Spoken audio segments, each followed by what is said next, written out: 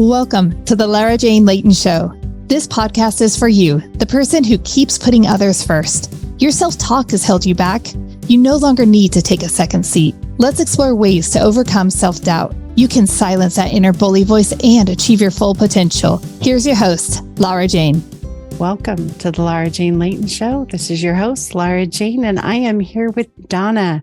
She is a mindset and health coach, and I am so excited to talk to her because we have a lot of similarities in what we like, that inner unconscious part of our body that so much controls our mind and everything that we do. So I am really excited. She has a podcast, and it is called The Pleasure Project, and the link to her podcast will be in the show notes.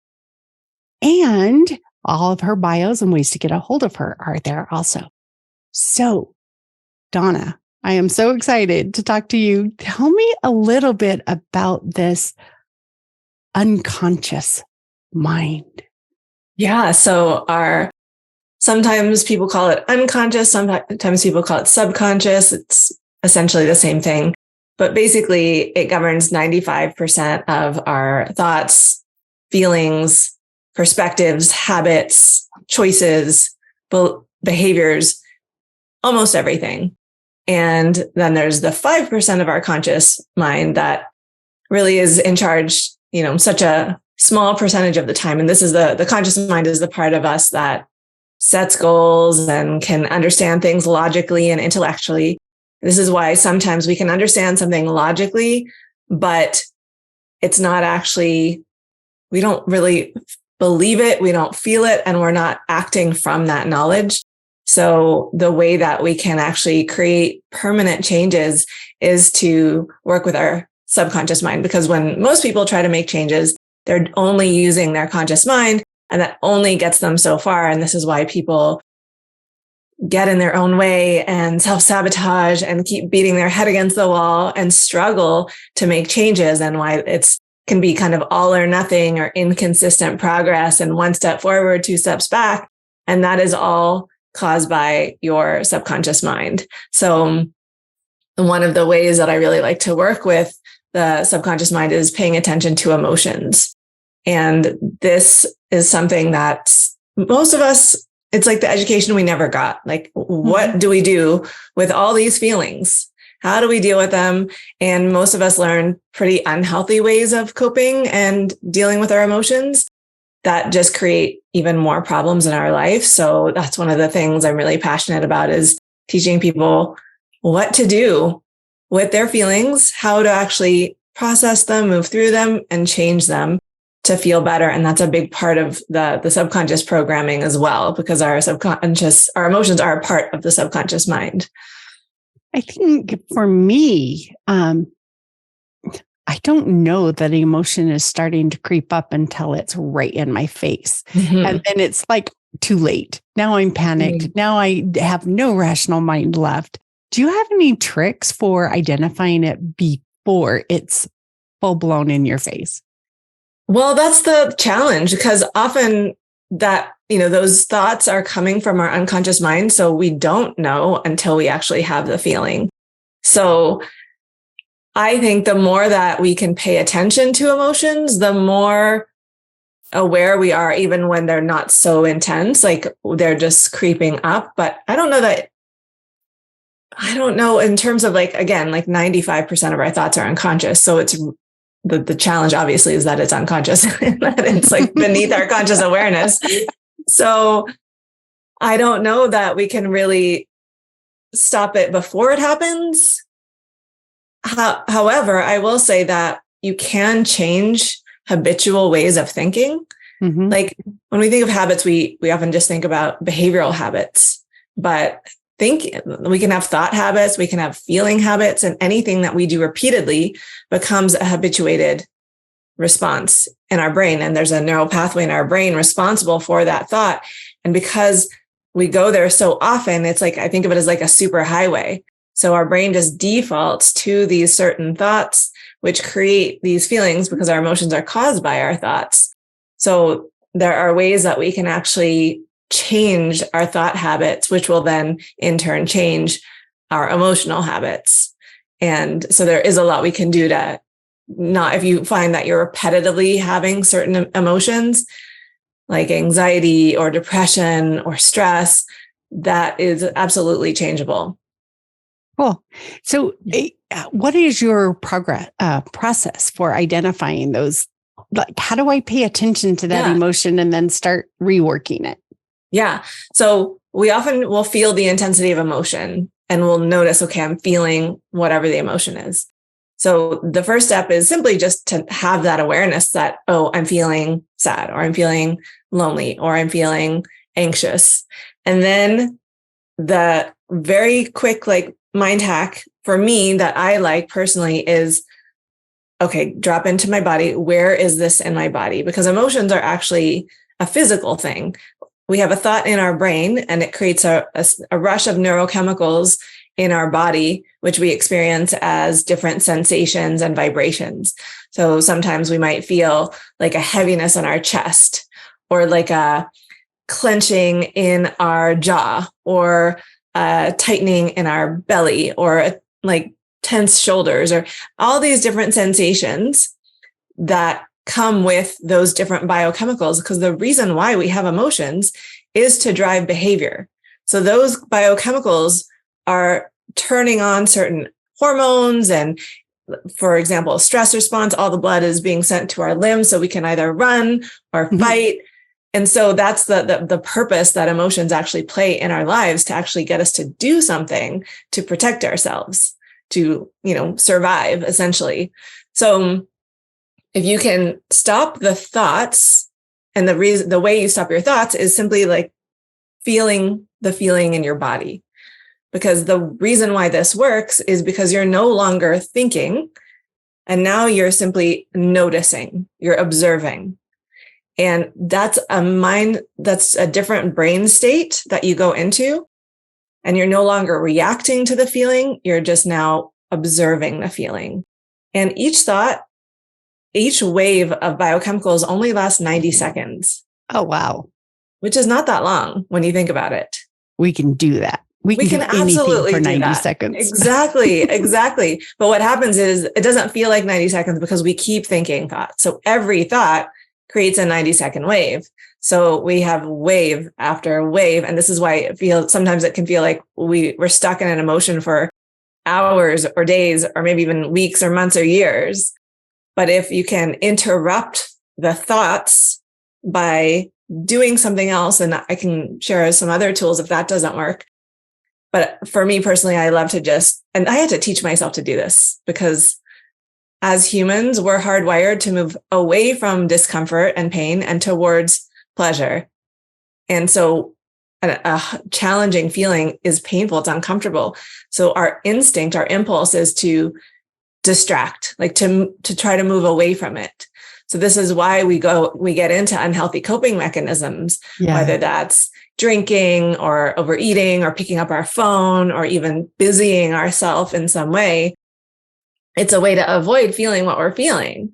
But when you can understand, okay, this is just a 90-second wave of sensations, I can handle this. I can just feel these vibrations. I mean, we do things that feel uncomfortable all the time. Oh, yeah.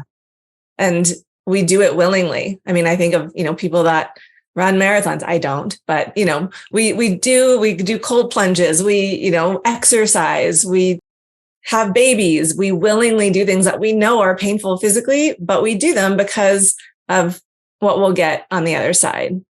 So what we get on the other side of being willing to feel our feelings is feeling like we have a little bit more control over them and our minds and our lives, because they play such a big role. How do you recognize where in your body that emotion is? Do you do a body scan? Do you do, okay, so totally kind of walk me through that. I want to hear a little bit more. Yeah. So the way that I do it, and I really, like I said, I had to teach myself to do this because it's not necessarily natural for us to do that. It's natural for us to do the opposite. But as evolved humans, we have the ability to do it. It just takes some practice. So when I was teaching myself to do this, I would have to sit down in a room by myself, close my eyes, because that allows me to just focus all my attention inwardly. And for me, it was helpful to just like put a hand on my chest and a hand on my belly. And that gesture did a few things. Yeah. For me, it was really a reminder that, okay, we're focusing on the body now. This is not about overthinking. This is not about trying to figure out why I feel the way I feel and what's, all that stuff. It's simply observing my body and noticing how it feels. So with my hands on my body, I close my eyes and then I move my awareness down, and it's like you're just looking for the sensations and just asking yourself the question, where is this in my body? You will start to increase your awareness of where it is. And then you can just bring all of your attention to where you notice it. And when I'm walking my clients through this, I'll often talk them through it and I'll say, okay, where is it? Does it have a shape? Does it have a weight? Is it heavy or light? Does it move or is it still? Is there a texture? Is there a color? All these different things. And it's really, we're just getting so curious about how this feels in their body. And again, it's keeping their mind off the thoughts and onto their body. So then it truly does, after 90 seconds, it just moves all that wave moves through you. And then there's relief. You feel differently. Is it 90 seconds to get rid of that sensation in your body also? So that will also go away?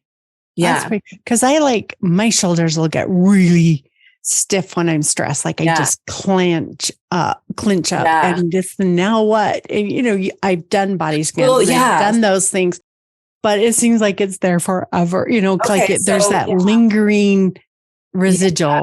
So when it's muscular like that, it doesn't necessarily always go away in 90 seconds, because if you've been holding on for so long, for whatever reason, that survival. Then it can take a little bit longer, but I'm talking more about like the biochemicals, like that, just the different, the tingling and the tightness and all that. Sometimes when it's really intense, it might take a little bit longer. So then I'll do things like tapping.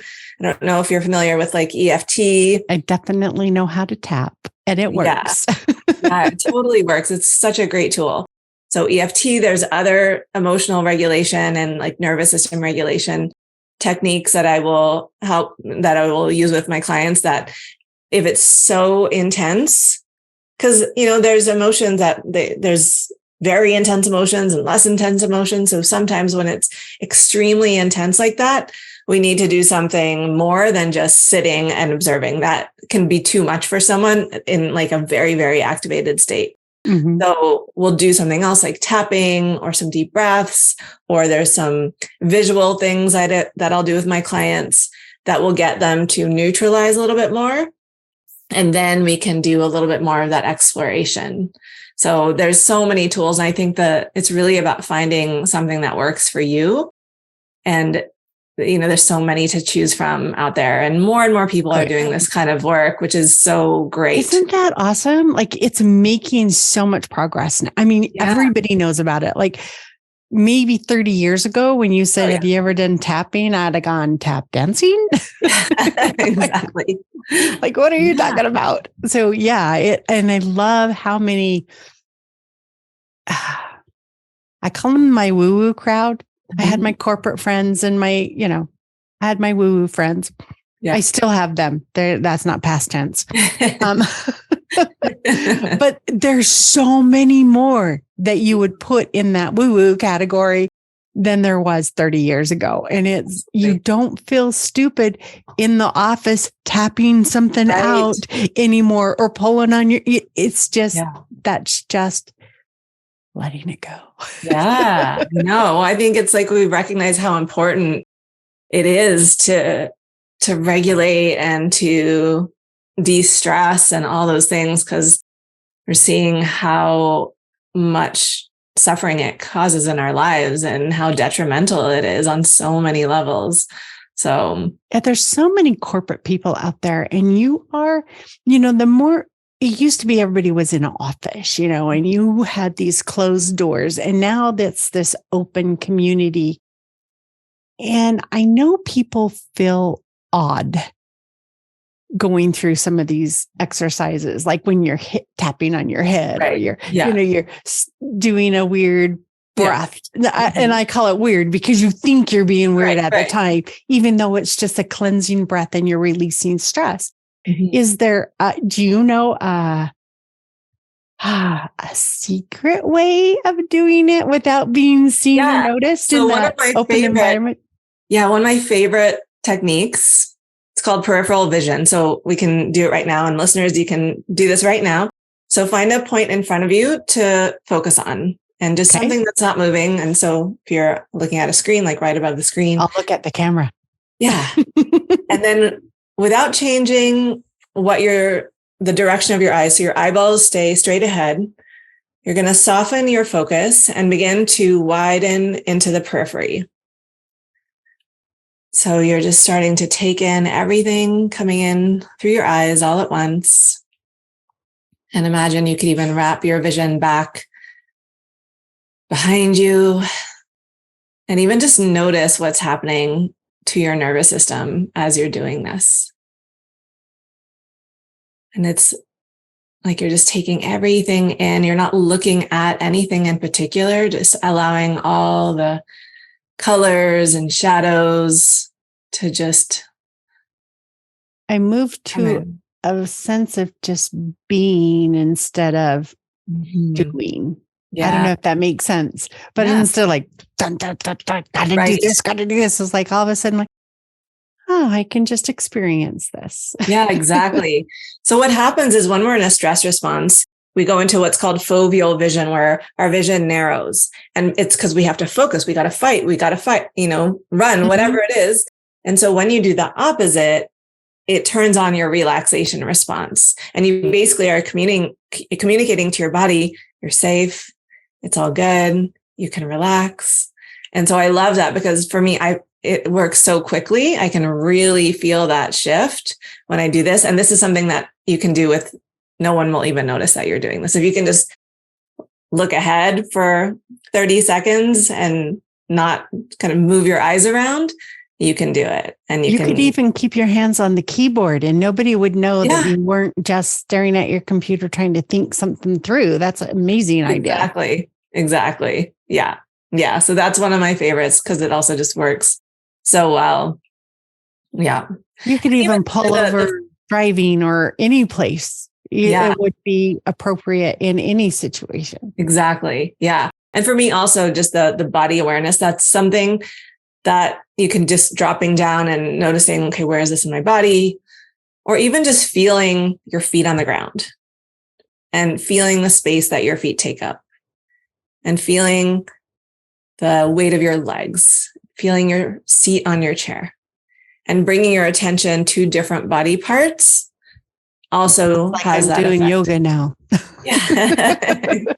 Yeah, exactly. So again, it's just ways of, and the other reason why I like the peripheral vision is because when we're in our head and we're in an intense emotion, we're so focused inward, but that shift of looking out and focusing on what's outside of you, that change is also why it's so effective. So just shifting where your attention is and what you're focusing on will change your emotional state.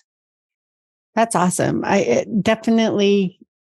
I've never used that one technique about the peripheral vision. So that's really cool.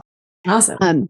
We're going to take a quick break and just let our sponsors have a quick word. And then when we come back, sorry, I was looking at how you spelled it, not how I know it, Donna.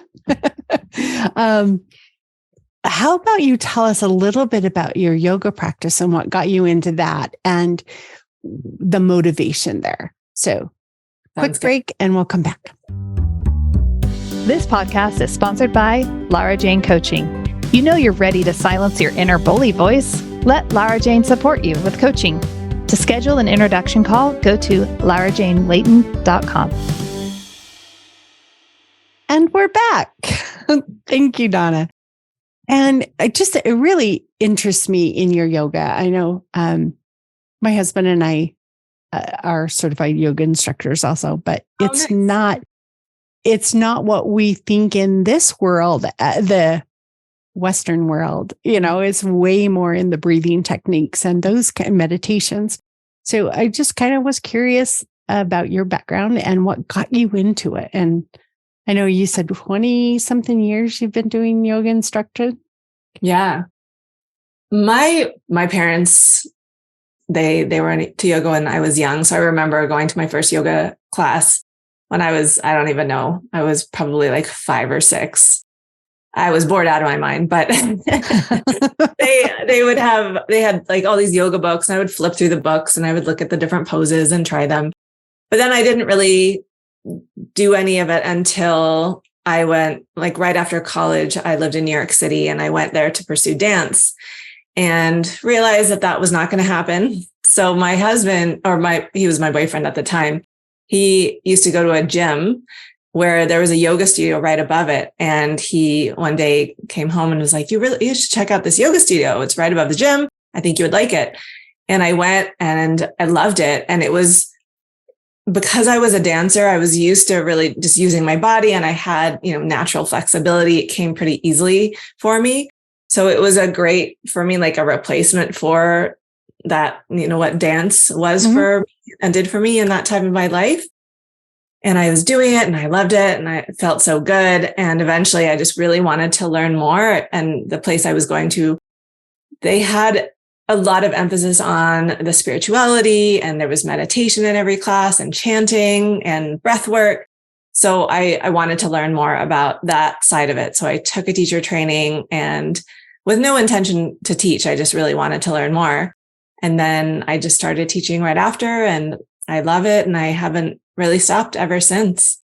So it's, and it's evolved obviously into so much. And now I can see how it all, we can always connect the dots looking backwards. It's like, oh, I can see how all these different things have play a part into what I do now and how I help people now.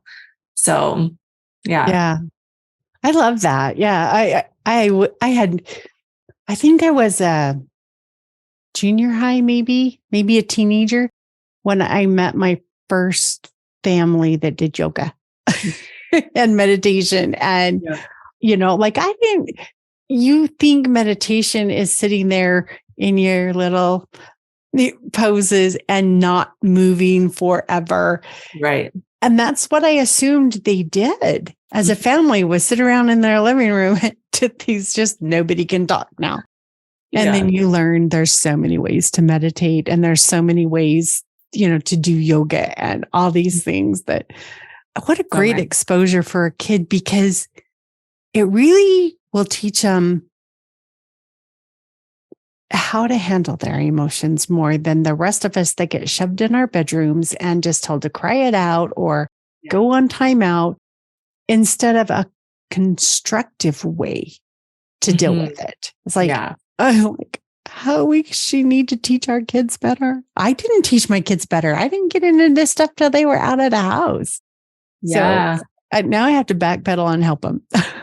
Yeah, exactly. I know. I think, it all happens when it's supposed to, and there's divine timing with all of it. But I think one of the things that yoga helps with the most, that I think is the most powerful part of it, is self-awareness, and specifically like self-awareness of what's happening in your body. And I think that's probably why the emotional piece for me, it really is about that body awareness and moving into, where are the sensations and where do I feel it and what is that feeling like? And then just using the body in different ways to regulate emotions and to change emotional states, because it's all connected, the body and the mind. So you influence one and it affects the other, and it works both ways. So it's just additional ways we can feel like we have the ability to change our state, using movement or using breath work or using just where we put our attention. Yeah, almost anything that you do. Like, I am going to go for a walk. Your mind all of a sudden switches to the walk instead of all the problems. Right. I'm going to tap this out. Your mind switches to the tapping instead of the problems. So that distraction is the number one piece.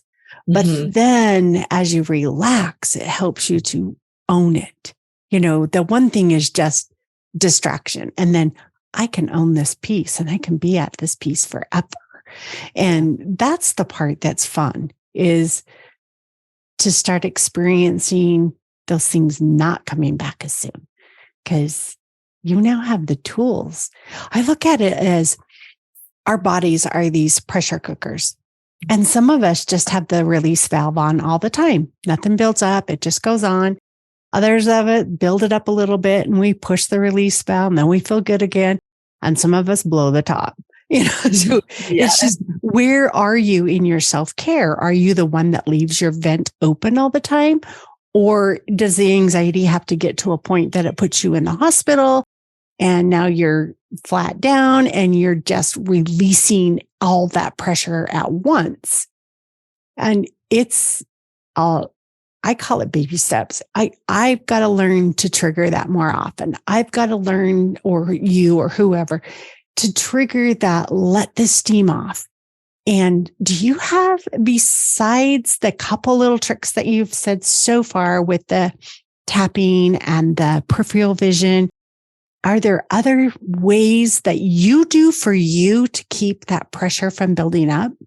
Yeah, definitely. So I am an Ayurvedic health coach as well. So Ayurveda is the sister science of yoga, and it's really all about daily rhythms, daily habits, lifestyle, diet that's aligned with nature. And one of the best things we can do is create consistent daily routines, especially for anxiety, because when there's consistency and regularity, it's very calming to the nervous system. The nervous system, it's all about creating safety and certainty. So when we have things that we do every day, our body comes to just, expect those things to happen. And especially if they're good things, if it's something like meditation or movement, then it is that we're bringing in these natural stress management, stress relieving practices into our day. And I love that analogy with the pressure cooker. So that was a big thing for me when I learned Ayurveda about 10 years ago, of just integrating these habits and having very intentional morning routines and evening routines that I know I could just depend on them to feel better. And I know that if I start my day in this way, I'm going to have a better day. I'm going to feel more balanced. I'm going to feel more calm. I'm going to feel just better all around, physically, mentally, emotionally. So, that is a process, and it is absolutely baby steps, like one little habit at a time, one little change at a time. But even things like going to bed at the same time, waking up at the same time, having your meals at the same time, just having that regularity, starting there, which can be challenging for some people, is, again, just that alone, not even necessarily changing what you're doing, just changing when you're doing it so that your body can find a sense of rhythm. And then it's about, tweaking what you're actually doing, not picking up your phone first thing in the morning, not staying on it until the very last thing before you go to sleep, having some time where actually just taking care of your body and taking care of your mind, taking care of your spirit, and creating these rituals that really work for you and that really set you up for feeling good. And yes, and when I coach my clients on this, we start super small, like a 1-minute meditation. If you've never meditated a day in your life, don't try to sit down for 20 minutes. Like, that's not going to work. You're going to hate it. And then you're going to not do it.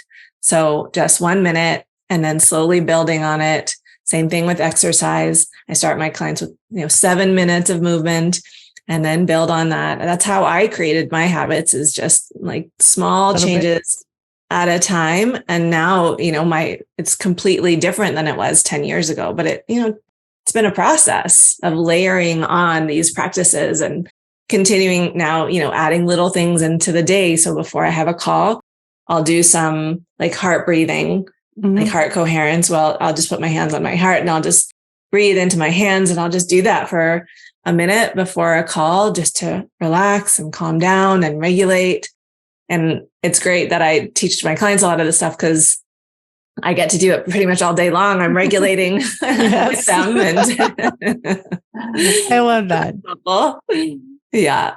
So we are getting close to our time. And I was wondering if I think so many people, I love the routine. Mm-hmm. I love the idea of a routine, but there's all these surprises that always show up. And it's like, all of a sudden you have guests, or you have to go to do, and I use the word have to, and I don't like that. You're choosing to go to something, or, these things show up. The concert doesn't get out till 11. By the time we get home, it's midnight, and I broke the routine. Do you have any, when those unusual things show up, how do we not break the root or allow us to be outside routine and still have that peace? Yeah. So I think, for one, the time when we have the most control in our day, generally, not always, but generally, is in the morning and the evening. So that's the first thing. There's so many things that can happen in the middle of a workday, or the middle of a day in general. The second thing I would say is that you need to know for you, what is the non-negotiable? What is the keystone habit that makes all the difference? If you let everything go except for this one thing, you're fine. You're going to be okay. So whatever that is for you, so you have a sense of what to prioritize and what you can just let go. Sometimes we can't do all the things, and that's okay. It's not about perfection. It's not about, doing it 100% of the time. It's about doing it most of the time. And allow yourself that flexibility to go to a concert late, or to have guests over. When you're traveling, when I'm traveling, I don't do the same routine that I do when I'm at home, but I do know there are certain things that I want to make sure happen. So if I'm not getting kind of a morning exercise work, like an actual workout, I just want to make sure that I'm walking a lot during the day, or I'm bringing some sort of movement into my day. And for me, getting enough sleep is really important. So I prioritize getting to bed. Even if I'm on vacation, I really try to make sure I'm getting enough sleep. So I think knowing, what you need to feel good, and knowing what you can also let go of and you'll still be okay, is also really important. And knowing that sometimes you have to be flexible, and that's okay. Don't beat yourself up. That never helps anything. There's no benefit to that. Yes, I agree. It just makes it worse. We have to change. Yeah, we have to not meditate for 10 minutes, but maybe it is just 1 minute, or not work out for 20 minutes. And maybe it is just do a few stretches, whatever that looks like. Know how to adjust according to whatever, right, obstacles arise, or whatever different situations you're in, environments. Right. We had a lot of tips, and I'm only going to be able to summarize a few of them here. So we're learning about taking care of ourselves, setting ourselves as a priority. If we are stressed and having a problem, feel the emotion and where does it lie. So we're focusing on the body instead of the thought, to help let that 90-second wave go by. Then we had the peripheral vision, where you stare at something and then let your mind start to see the rest. We talked about routine and creating that, and making sure that our bodies are comfortable with that. I'm going to meditate and I'm going to feel better. I have a son that says he's a exercise junkie, and however word he uses, but he will not go a day without doing some type of exercise. Now, if the day didn't allow him to do it, he will jump down and do 10 push-ups and be done. But this is what is my priority, is my physical health. And so finding that one non-negotiable so that you can put it in your life, whether it's always be to bed before midnight, give yourself the buffer. I'm going to always go to bed. I'm going to go to bed at 10, but I will always be in bed by this time. And so you kind of have that allowance piece that you talked about, and just those tricks that you had for the mind of helping us to refocus and move through it. So was there something really critical that I missed in our summary that you would like to bring back up? Yeah. So not in the summary, but can I add my Jedi mind trick? Yes. And I know that, you talk a lot about the inner voice and, the inner critic and how to deal with that. So one of the tools that I use with my clients is I have them close their eyes and think about the last time they had that inner voice, that negative voice, and to actually notice where that voice is coming from. Is it to the right, to the left? Is it behind you? Is it above you? And then this is a way of kind of manipulating the inner dialogue that messes with our subconscious brain. It kind of scrambles it up. So what you can do is you can actually imagine moving the voice to a different place. And you can imagine like sending it out off into the distance and slowing it down. I've had clients where I just like go slow motion and say the sentence that you say, but really slowly, or speed it up, or make it a Mickey Mouse voice, or add a song to it. So what that does is it completely loses its emotional charge. And then it's just, we can detach from it and we can let it go when we kind of mess with it a little bit. So it's kind of a fun way to play with that inner dialogue and be able to disidentify from it. Yeah, I love that because NLP teaches us that also, is to push it out. When does it quit causing that pain? How far out do you need to push it? And just the process of it slowly detaches it. So yes, I love that trick. And I've never tried it with the fun voices. So next time I'm going to speed it up and talk like Cookie Mouse or something. So it will be fun. It will be a fun experience. And, the whole thing about loving ourselves is allowing ourselves to have fun, allowing ourselves to make mistakes, and just getting back up and keep going. Absolutely. And I think everything you've talked about today has just kind of been in that.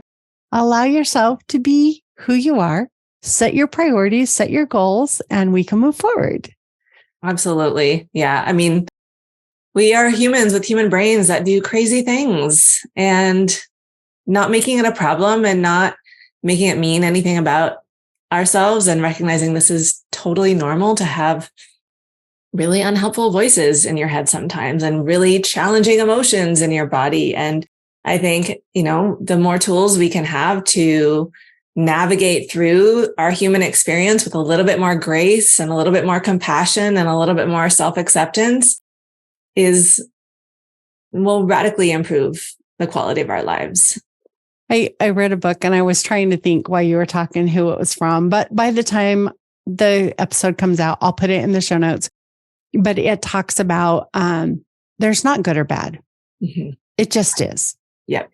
And it's how we respond to it that creates positive and negative things in our body. Exactly. So if we look at it as this isn't bad, it just is, it kind of takes away that pressure. Judgment too. Yeah. Yes. And so I used to have that on my wall at work, is it just is. So when things would start like, I'd look, it just is. It just is.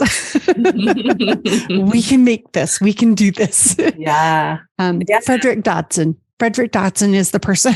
Okay. And that's a yogic teaching that everything's empty. It's not, good or bad. It's not negative or positive. It's just empty. And it appears according to how we see it. So yes, like the lens that we look through, we color it in a certain way, but it's all empty. It's all neutral. And when you can get to that place of neutrality, that's so empowering, because then you can just decide, how do I want to feel about this? How do I want to? It's not just empowering. It's peaceful. Mm-hmm. You can breathe through it instead of stress through it. And yes, so peacefully empowering. I love it. Oh, Donna, thank you so much for joining us today. It has been a complete pleasure. I've learned tricks. The listeners learned tricks. This is really awesome. So stay tuned for the next episode. You know that after our interview, the next episode is a challenge. So stay tuned. Talk to you later. Are you tired of waking up exhausted? You are not alone. If you're looking to take your life back, let's start with the simple step of adjusting your self-talk. Stay tuned for the next episode with your host, Lara Jane. Remember to follow the show so you don't miss a next simple step that you can use to feel more confident. And please leave an honest review.